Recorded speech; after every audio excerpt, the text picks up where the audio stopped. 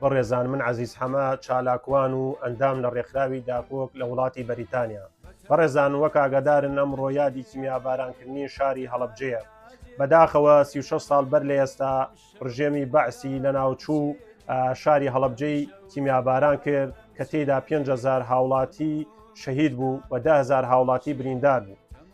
بەڕێزانەوەی جێگەی داخە تا ئێستا شاری هەڵەبجە هیچ خزمەتگوزارێکی ئەو تۆی نییە لە چاو ئەو قوربانەی کە داوێتی لە کیمیابارانکردن و چەندین قوربانی لە دوای کیمیابارانکردنی هەڵەبجەیش و جێگەی وەبیرهێنانەوەیە ئەو کارەساتەیش بەسەر شاری هەڵەبجەدا هات هۆکارێکی سەرەکی هەڵەی سیاسەتی حیزبە کوردیەکانی ئەو کاتە بوو کە بەرامبەر ڕژێمی بەعس دەیان کرد و هەروەها جاشایەتیان بۆ وڵاتانی دراوسێ دەکرد. ئەمە هۆکارێکی تەواوی ئەوە بوو ئەو کارەساتە دروست بێ و میلەت بێتە قوربانی هەڵەی سیاسەتی حیزبە کوردیەکان.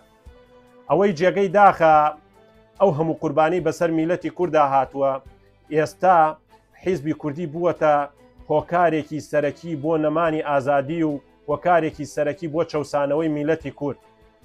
خەڵکی هەموو ئەو قوربانیدا لە پێناوەوەی ئازادی و خۆشگوزەرانی بۆ میلەتەکە بەدەست بێنێ، بەڵام ئەوانەی ئەو سەردەمە داوای ئازادیان دەکرد ئێستا دەسەڵاتیان بەدەستەوەیە و هیچ خزمەتێ بە میلەت ناکەن جگە چەوسانەوەی میلەت بە ڕێگای جیاواز میلەت دەوچەوسێنەوە و هەروەها ئازادیان لە هەرێمی کوردستانە نەهێشتووە. زانە بێ ئەوەش بزانین ئەو قوربانەی هەڵەبجە داوێتی لە چا ئەو خزمەتەی ئێستا کراوە لەلایەن حیزبی کوردیەوە بۆ شارە هیچ نییە، هیچ خزمەت گوزارێکی بۆ نەکراوە، تەنها بە ناو کراوەتە پارێزگا و هیچ ڕنگدانەوەیکی پارێزگابوونی تێدا نییە ئەو شارە.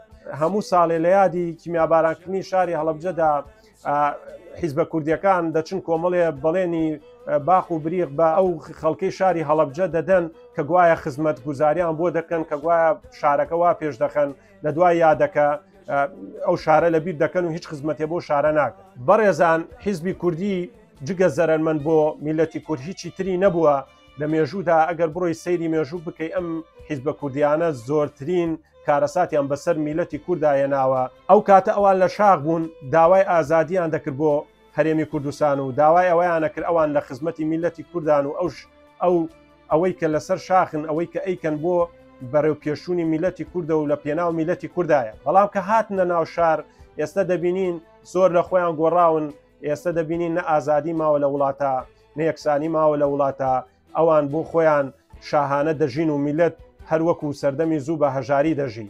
حیزبی کوردی هەرگیز ناتوانێت خزمەت بە میلەتی کورد بکات، چونکە ئەمانە لەسەر بنەمای خزمەت بۆ میلەت دروست نەبوون، ئەمانە لەسەر بنەمای خزمەت بە وڵاتانی دراوسێ و جاشایەتی بۆ وڵاتانی دراوسێ دروست بوون. لە ئێستادا یەکێتی پارتی خۆیان یەکێکن لەو هۆکار و کارەساتانە بۆ میلەتی کورد بوونەتە کارەساتێکی گەورە لە وڵاتەکەدا، هۆکارێکی سەرەکین بۆ پێشنەکەوتنی هەرێمی کوردستان و هەمیشە چەوسانەوەی هاوڵاتیانی هەرێمی کوردستان بەداخەوە دووبارە بەداخەوە سوک و ڕوسوایی بۆ بنەماڵەی سەرانی یەکێتی پارتی و جاشەکانی وڵاتانی دراوسێ.